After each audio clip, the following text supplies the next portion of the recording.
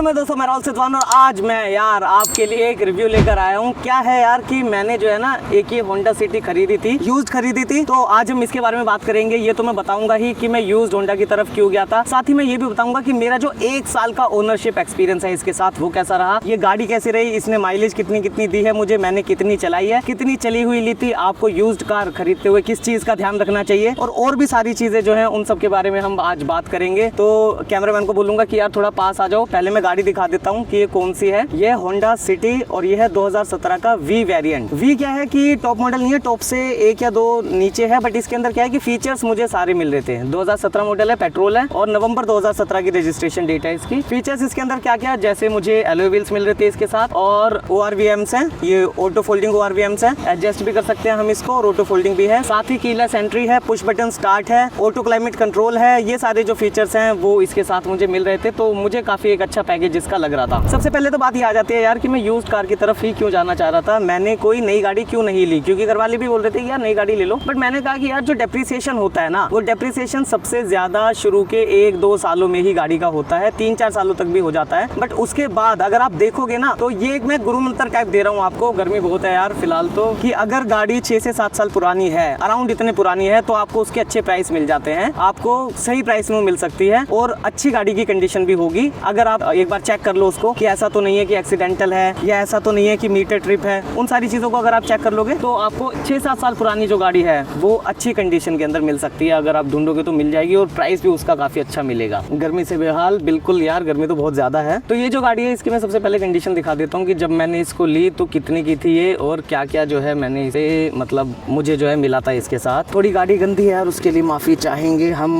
तो दोस्तों ये है अंदर से कार मेरी। इसके अंदर आप देखोगे कि एक स्क्रीन जो है ये चाइनीज स्क्रीन है, ये पहले से लगी हुई थी। ये जो परफ्यूम है ये भिजवाया था एक कंपनी ने मुझे, बहुत बढ़िया परफ्यूम है इनका गार्डिनिया। बाकी जो इनके परफ्यूम्स है वो भी ठीक थे, बट ये गार्डिनिया मुझे सबसे बेस्ट लगा। और अगर हम इसको ऑन करके देखते हैं तो आप देखोगे कि जो इसकी मीटर है, तो मीटर पे जो रीडिंग आ रही है, इसकी मीटर की जो रीडिंग है वो है 82,422। तो अभी 82,000 चली है, जब मैंने ली थी तभी 75,000 चली थी। 1 साल में मैंने इसे 7-1 किलोमीटर चलाया और एक बार मैंने इसकी सर्विस कराई है बस। बाकी इसके अंदर मैंने कुछ नहीं कराया। ये जो चाइनीज स्क्रीन है ये यार उतनी ज्यादा अच्छी नहीं है, इसमें लैग वगैरह होता है, मैप्स वगैरह नहीं चलते हैं, तो इस वजह से मैंने ये टांगा हुआ है और मैंने इस पे पैसे ज्यादा नहीं लगाए थे, उसका रीजन भी बताऊंगा क्यों। पर एक चीज जो होंडा की मुझे अच्छी लगी वो है यार इसके स्पीकर। इस टाइम पे जो 2017 का मॉडल है, इस टाइम पे मुझे किसी ने बताया, इस बात का मैं पूरी पुष्टि नहीं कर सकता, बट किसी ने मुझे बताया कि भाई इस टाइम के अंदर 2017 के अंदर सोनी के एक्सप्लोड जो स्पीकर्स हैं वो कार के अंदर दिए जाते थे और उनके जो साउंड है यार, मैं सही बता रहा हूँ कि मैंने ब्रेजा का अभी एक मेरे भैया ने ली नई गाड़ी, उसके मैंने साउंड सुने, उसके मुझे उतने पसंद नहीं आए। क्रेटा में मैंने अपने एक दोस्त की गाड़ी में लगवाया सिस्टम, मुझे यार उसका भी सिस्टम वो 20-25 हज़ार रुपए का था, स्पीकर वगैरह, मतलब बहुत ज्यादा पैसे नहीं, उसमें बेस ट्यूब लगेगी तो ज्यादा अच्छा हो पाएगा, बट स्पीकर में उसमें भी काम नहीं चला। और मैंने एक बस हैरियर के अभी एक हैरियर लिया मेरे एक दोस्त ने, उसका टॉप मॉडल, उसके अंदर मैंने वो साउंड सिस्टम सुना तो उसका बहुत जबरदस्त था। बट यार नहीं तो ये जो होंडा सिटी है इसका साउंड सिस्टम मुझे बहुत जबरदस्त लगा। अच्छा पैसों की अगर मैं बात बताऊं आपको, तो ये जो मॉडल है मुझे 75,000 चला हुआ या फिर आपको मिल सकता है अराउंड 5.5-6 लाख के आसपास। अगर आप करोगे सही अच्छी डील तो इतने में ये अच्छी डील है अगर आपको मिल जाती है। अब तो 2017 नहीं, अब तो मैं 2018 मॉडल के लिए कहूंगा कि इतनी डील ठीक है। और अब होंडा ही क्यों लेनी थी उसका मैं रीजन बता देता हूँ। तो दोस्तों होंडा लेने का रीजन ये था क्योंकि 2 वर्ड्स इसके साथ हमेशा एसोसिएट रहे हैं, एक तो रिलायबिलिटी और दूसरा परफॉर्मेंस। तो होंडा की रिलायबिलिटी की तो मैंने हमेशा से तारीफ सुनी हुई थी। तो पहली चीज ये थी कि मेरा ऐसा नहीं होना चाहिए था कि मैंने यूज कार ले ली और उसको जब मैंने ज्यादा यूज किया तो ऐसा नहीं होना चाहिए कि जब उसको मैं ज्यादा यूज कर रहा हूँ तो उसके अंदर कोई ब्रेकडाउन आ जाए, और अगर ब्रेकडाउन आ जाए तो मेरी सर्विस चार्जेस वगैरह बहुत ज्यादा हो, तो वो मैं नहीं चाहता था। क्योंकि जैसे क्या होता है कि जो जर्मन कंपनीज हैं, जैसे फोक्सवैगन हो गई, स्कोडा हो गई, इनकी थोड़ी रिलायबिलिटी का इश्यूज रहता है, बट टोयोटा नंबर 1 रहती है रिलायबिलिटी के अंदर, होंडा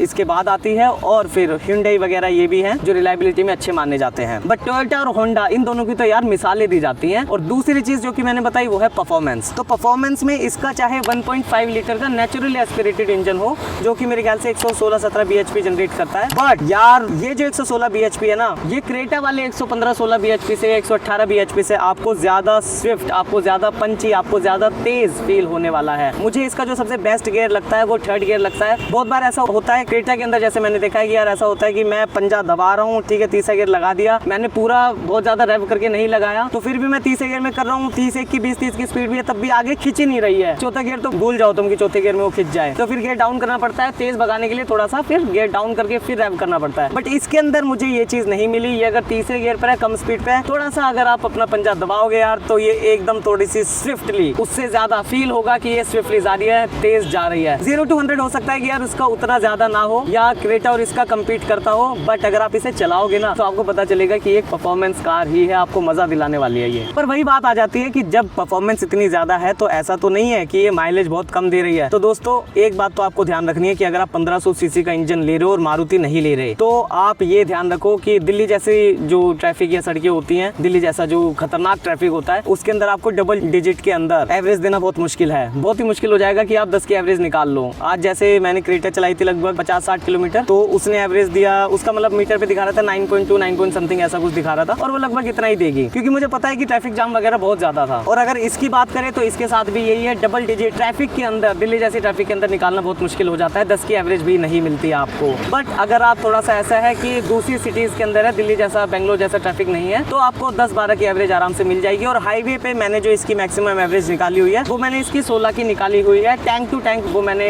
मेजर करा था। पहले मैंने टैंक जो है वो मतलब पहले टैंक को फुल कराया था, फिर मैंने उसको जब एम्प्टी करा या फिर जब दोबारा पेट्रोल डलाया तो मैंने देख लिया कि वो कितना किलोमीटर चली है और फिर उसको डिवाइड कर दिया। तो 16 की एवरेज इसने मुझे वहां पर दी थी। और ओवरऑल जो मेरी एक उदयपुर की ट्रिप थी जिसके अंदर मैं लगभग 1300-1400 किलोमीटर के लिए गया था, वहां पर इसने मुझे ओवरऑल 14-14.5 की एवरेज दी थी। 14.5 के आसपास की एवरेज मुझे इससे मिली थी। अब मैंने इसकी एक ही बार सर्विस कराई है तो उसके भी चार्जेस बता देता हूँ। वैसे तो वो कम की हो जाती, शायद 4-5 हजार की भी हो जाती, बट क्योंकि डिस्क ब्रेक पैड चेंज करने थे और भी कुछ एक आध काम थे इसके अंदर, तो इस वजह से वो 10-12 हजार तक चली गई थी जो मेरी वो सर्विस थी। बट उसके बाद इसने मुझे कोई भी प्रॉब्लम नहीं दी, पहले भी कोई प्रॉब्लम नहीं थी, बट यार ब्रेक वगैरह एकदम मस्त हो गए थे इसके। और उसके बाद फिर मैं 4-5 हजार किलोमीटर और इसे अभी चला चुका हूँ। और अब जो नेक्स्ट सर्विस करानी है वो मुझे 5000 किलोमीटर के बाद ही करानी होगी। अब दोस्तों आपने इसके फायदे तो सुन लिए, बट आपको मैंने ये नहीं बताया कि इसके नुकसान क्या है। इस गाड़ी को खरीदने के बाद ऐसा कौन सा है जो मुझे ऐसा लग रहा है कि यार नुकसान है। तो दोस्तों मैं आपको बता देता हूँ कि सिर्फ एक ही नुकसान इसका लगता है सेडान क्लास का, कि ये नीचे है। तो 165 mm का ग्राउंड क्लियरेंस है। जब मैं उदयपुर गया था तो उस ट्रिप पर 1400 किलोमीटर के अंदर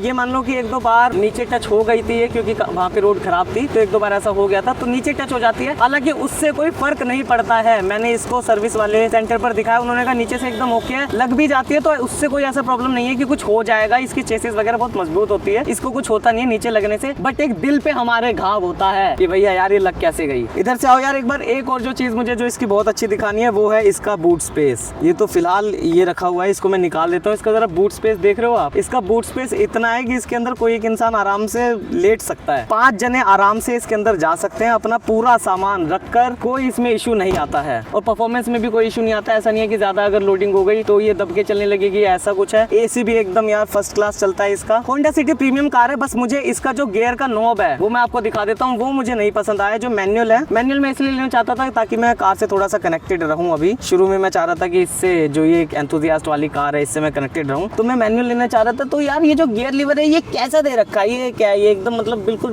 मजा नहीं है इसके अंदर ना। ये गियर लीवर के अंदर मुझे बिल्कुल मजा नहीं आया। बाकी तो सारी चीजें जो है वो प्रीमियम से ही लगती है, बस ये थोड़ा सा मुझे प्रीमियम नहीं लगता है। ये इसके जो साइड के ये सारे कंट्रोल्स हैं, ये हमारे मिरर के कंट्रोल्स हैं। ये इसके अंदर ऑटो ऑफ ऑन वगैरह ये है। ये ऑटो ऑफ जो है ये मिरर का है एक्चुअली, इसमें ऑटो स्टार्ट स्टॉप वाला फीचर नहीं है, वो उस टाइम पर आता नहीं था एक्चुअली। तो ये है दोस्तों हमारी पूरी की पूरी गाड़ी को मैं आपको चारों तरफ से दिखा देता हूँ। तो ये मैंने ली, मतलब मैंने ली थी ये 5.75 के अराउंड ली थी। आपको उसी के अराउंड की 2018 वगैरह की जो डील है वो कुछ ऐसी मिल सकती है। इसके अंदर DRLs भी हैं, अभी ऑन नहीं कर रखे मैंने, ऑन करेंगे हम तो वो DRLs भी ऑन हो जाएंगे। तो ओवरऑल एक बहुत ही बढ़िया परचेज। अभी दोबारा बेचोगे अगर आप कोई सेकंड हैंड कार तो उसका ध्यान रखना कि उसकी वैल्यू अच्छी नहीं मिलती, क्योंकि आप सेकंड ओनर हो जाते हो। तो कोशिश करो कि जो भी गाड़ी लो उसे थोड़ा सा लंबा चलाओ, ऐसा ज्यादा जल्दी बेचने की कोशिश मत करो। और अगर आप लोन पर लेते हो गाड़ी, कोई यूज्ड कार लोन लेते हो, तो उसका भी ये ध्यान रखना है कि उसकी कोशिश करनी है कि उसको फोरक्लोजर या तो शुरू में ही करा देना है 2-4 महीने में, या फिर नहीं कराना है, पूरे लंबे चलाना है। क्योंकि अगर आप जल्दी से फोरक्लोजर कराओगे तो वो बहुत ज्यादा पैसे ले लेते हैं। और एक और जो बात मैं आपको बताना चाहता हूँ वो ये शेयर करना चाहता हूँ कि जो ये बैंक वाले ना ये बहुत होशियार होते हैं। तो ये क्या करते हैं, जो शुरू की EMI आपकी कटती है ना, जरा ध्यान से सुनना मैं क्या कहना चाह रहा हूँ कि ये जो सपोज आपने 5 लाख का लोन लिया और उस पे सपोज 15,000 की EMI है, तो जो शुरू की EMI कटेगी उसमें ये प्रिंसिपल माइनस नहीं करते। ज्यादा होना तो ऐसा चाहिए कि यार बराबर चलना चाहिए, उतना ही इंटरेस्ट उतना ही प्रिंसिपल माइनस होना चाहिए EMI में से। बट ये जो शुरू की EMI है उसके अंदर इंटरेस्ट अमाउंट ज्यादा ले लेते हैं आपसे और प्रिंसिपल आपका कम नहीं करते हैं। तो अगर आप 1-8 साल बाद पहुंच जाते हो फोरक्लोजर करने के लिए तो आपका काफी नुकसान होता है, फिर ये चार्जेस वगैरह ज्यादा लगा लेते हैं। तो उस चीज से बचना है, अपना बजट अच्छी तरीके से बनाना है, डिसाइड कर करना है और फिर एक यूज्ड कार लेनी है। बहुत ही यार इसके अंदर ऐसा है कि मामला थोड़ा सा खराब चल रहा है, तो थोड़ा सा समझ के जांच परख कर लेनी है। सर्विस रिकॉर्ड अगर आपको मिल जाए तो बहुत अच्छी बात है। कोशिश करो कि 50-60 हज़ार किलोमीटर ही चले गाड़ी, उससे ज़्यादा ना चले तो ज़्यादा बेटर है, नहीं तो आपको ज़्यादा थोड़ा सा देखना पड़ेगा। और ओडोमीटर वगैरह टेम्पर ना हो उसके लिए आप सर्विस रिकॉर्ड ही देखो। एक्सीडेंटल नहीं होना चाहिए, तो उसके लिए भी आपको थोड़ी सी जांच पड़ताल करनी पड़ेगी। नहीं तो आजकल क्या हो रहा है कि पीडीआई हो जाती है। एक मैकेनिक है वो 2-2.5 हज़ार रुपये लेता है आपसे, कोई भी ऐसे मिल जाता है आपको आजकल। ये शायद कास्ट 24 स्पिनी वगैरह वाले भी करते हैं, मुझे पता नहीं, अभी नहीं तो आपको ऑनलाइन मिल जाएंगे। वो आते हैं, वो पूरी की पूरी गाड़ी चेक कर लेते हैं, वो बता देंगे कोई प्रॉब्लम है नहीं है। लेट के चेक करते हैं 1-2 घंटे। तो आप वहाँ से पीडीआई वगैरह करा सकते हो सेकंड हैंड कार लेने से पहले। और अगर आप जैसे कास्ट 24 स्पिनी वगैरह से ले रहे हो तो ये तो अपनी वारंटी वगैरह देते ही है, 5 दिन का ये वो भी देते हैं, बट ये थोड़ा सा ये है कि थोड़ी महंगी देते हैं गाड़ी। और अगर आप इन्हें गाड़ी बेचते हो तो ये खरीदते भी थोड़ी सी सस्ती ही है। नेगोशिएट भी करते हो तो भी बहुत ज्यादा प्राइस आपको नहीं देते हैं, बट नेगोशिएशन ये है कि ऐसा भी है कि 50, 60, 70, 75 हज़ार तक भी चला जाता है, तो वो आपको थोड़ा सा ध्यान रखना है। तो ये थी दोस्तों आज की वीडियो, मेरा ये होंडा सिटी का ओनरशिप रिव्यू था। बड़ा मैं खुश हूँ इससे, मुझे सारी चीजें इसकी पसंद है। बस जो नई चीज पसंद वो इसका ग्राउंड क्लियरेंस है। काश इसका ग्राउंड क्लियरेंस और अच्छा होता, बाकी भगाने में कोई भी दिक्कत नहीं है। एवरेज वगैरह सारी चीजें मैंने आपको बता दी। कुछ अगर मैंने मिस आउट कर दिया होगा तो प्लीज कमेंट कर देना, तो मैं उसके बारे में बता दूंगा। बस एक और चीज मैं आपको बताना भूल गया था कि टायर की कंडीशन भी आपको चेक करनी है। अगर आप यूज्ड कार कोई ले रहे हो तो टायर की कंडीशन भी चेक कर लेना। मैंने इसकी टायर की कंडीशन चेक कर ली थी, अभी भी इसके जो टायर हैं वो लगभग 50% के अराउंड तो पेंडिंग है। तब उस टाइम पे 60-70% थे, क्योंकि ये है कि 40-50 हज़ार किलोमीटर के बाद ना टायर चेंज कराने चाहिए। 50 हज़ार किलोमीटर तक तो करा लेनी ही चाहिए। तो जो प्रीवियस ओनर था उसने ऑलरेडी इसके टायर चेंज कराए हुए थे और उसके बाद भी उसने 15-20 हज़ार किलोमीटर, 20-25 हज़ार किलोमीटर चलाई हुई थी। तो आपको टायर का भी ध्यान रखना, नहीं तो टायर जो है आपको थोड़े से महंगे पड़ सकते हैं। आपके कोई भी और क्वेरीज होगी तो प्लीज कमेंट में यार मुझे जरूर बताना। हम मिलेंगे दूसरी ऐसी किसी कार रिव्यू के साथ, और भी रिव्यूज करेंगे, ऐसे ही थोड़ी सी और नॉलेज बढ़ाई जाएगी। तब तक के लिए प्लीज यार आप लाइक, कमेंट और सब्सक्राइब जरूर करना। मिलते हैं फिर, बाय बाय।